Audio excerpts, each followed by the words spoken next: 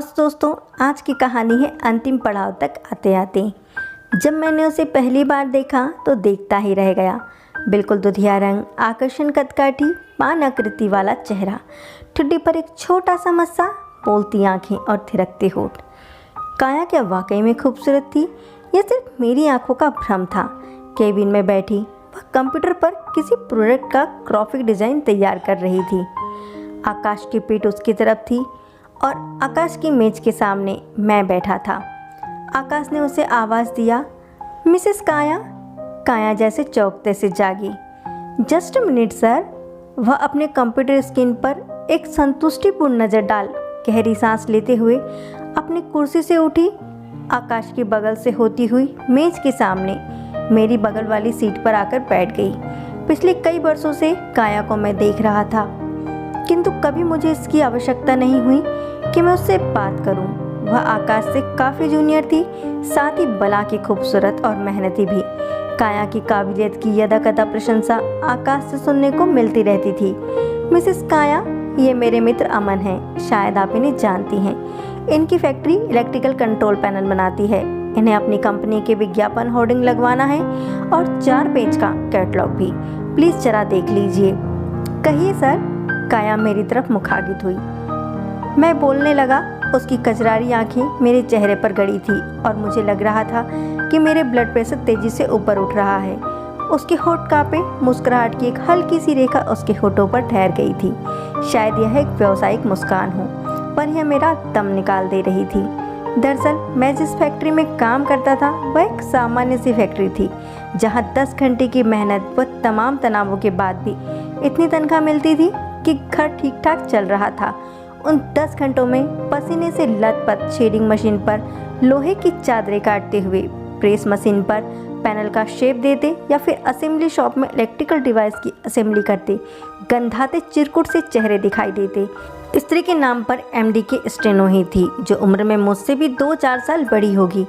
ऊपर से चेहरा इतना अनाकर्षण कि तौबा करिए। आकाश एडवर्टाइजमेंट के शो बिजनेस में था।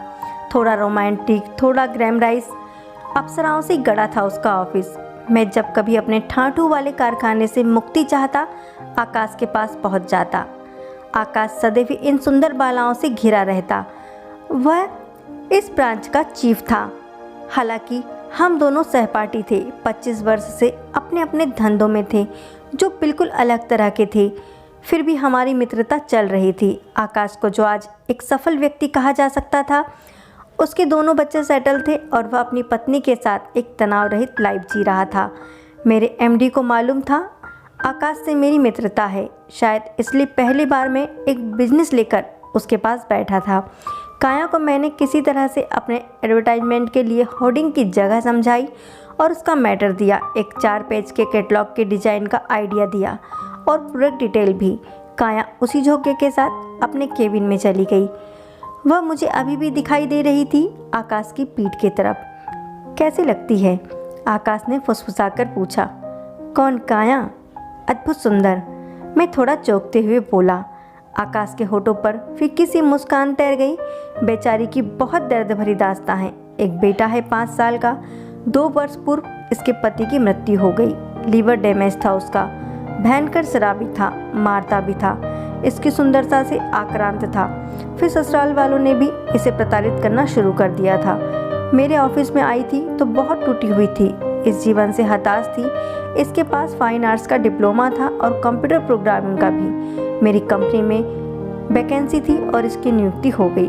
आकाश के स्वर में कहीं भी व्यावसायिकता नहीं थी। मैंने आकाश को कभी इतना भावुक नहीं देखा था। हाँ अमन, तूने ठीक पकड़ा। सच में इस औरत को लेकर मैं काफ़ी गंभीर हूँ। मैं आकाश वर्मा, जो पिछले 25 वर्षों से एक ऐसे व्यवसाय से जुड़ा हूँ जहाँ एक से बढ़कर एक चेहरे आते जाते रहते हैं, और मुझे इन चेहरों को देखकर किसी भी प्रकार की कोई भी आसक्ति नहीं हुई। पर काया, हाँ, उसका चेहरा मेरी आंखों में धंसता चला गया यार। यकीन करो, उसके संपूर्ण व्यक्तित्व में नख से लेकर सिक तक कूट कूट कर औरतपन भरा है। आकाश भावना के आवेग में बोलता जा रहा था और मैं आश्चर्य के साथ आकाश को देखता रहा। आकाश जो मेरी तरह जीवन का आधा शतक पार कर चुका था, टीनेजर जैसे व्यवहार कर रहा था। आकाश को मैंने बहुत ध्यान से देखा। वह अभी भी सुंदर था। 50 पार करने के बाद भी झुर्रियों का कहीं भी नामो निशान नहीं था। उसका गोरा चेहरा अभी भी तेज से तपतपा रहा था। सब कुछ ठीक था, किंतु अपनी उम्र के अंतिम पड़ाव तक पहुँचते पहुँचते आकाश को ये क्या हो गया है। फिर परिवार का भय, बेटी बहू, बेटे, पत्नी, दामाद, हम सबसे डरते हैं, चाहे मेरे जैसे निम्न मध्यम वर्गीय हो या फिर आकाश जैसे उच्च मध्यम वर्गीय स्टेटस तक पहुंचने वाले लोग। सबको समाज का भय है और यही भय हमारा कवच भी है। पर ये आकाश को क्या हो गया? यह तो एक सुलझा हुआ आदमी है। कुछ बोलो यार। आकाश मुझे चुपचाप देखकर बोला, क्या काया को तेरी चाहत मालूम है? और वह भी तुझसे? मैं बहुत गंभीर था।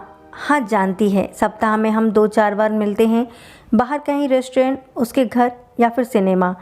मुझे चाहती है तभी तो। आकाश अपने को सामान्य बनाने का भरकस कोशिश कर रहा था। और भाभी को मालूम है? मैंने हिचकिचाते हुए पूछा।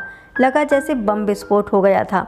होठ लर्जे, लेकिन चाहकर भी कुछ ना बोल पाया वह, सिवाय सिर को ना के अंदाज में हिलाने के।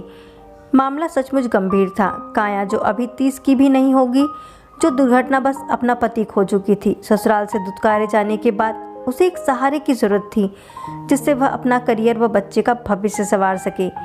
उसने अपनी सुंदरता को हथियार बनाया और अपनी उम्र के 2 गुने आदमी को निशाना। आकाश शहीद भी हो गया सुंदरता के आगे।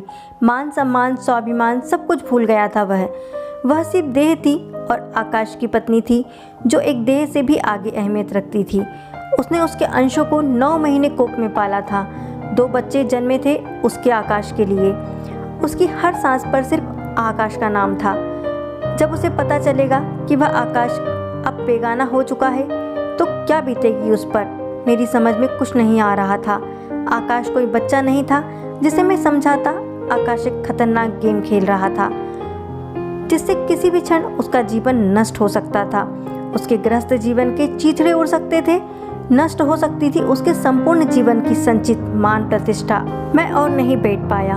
मैं लौट आया उसके ऑफिस से, तमाम अंदेशों को अपने मस्तिष्क से उखाड़ते और नष्ट करते हुए। पर क्या फ़ायदा? जिन आशंकाओं को आकाश के पास छोड़कर आया था वह सच निकल गई। हुआ वही जिस बात का डर था। उस दिन आकाश का घबराया स्वर फ़ोन पर सुना। प्लीज़ अमन, जल्दी पहुँचो, निशा नर्सिंग होम, तुम्हारी भाभी को हार्ट अटैक आया है। मैं अंदर तक हिल गया।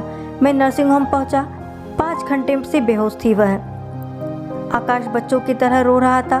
उसी काया की कहानी पता चल गई थी। उसने फिर भी मुझसे कभी कुछ स्पष्टीकरण नहीं मांगा।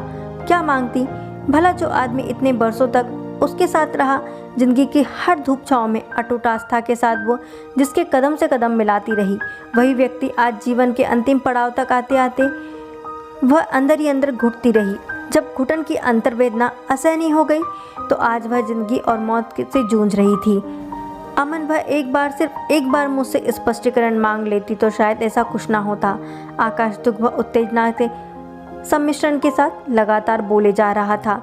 हाँ, यह सच था कि काया जैसी औरतें बहुत लंबे समय तक एक बूढ़े के कंधों के सहारे नहीं जी सकती।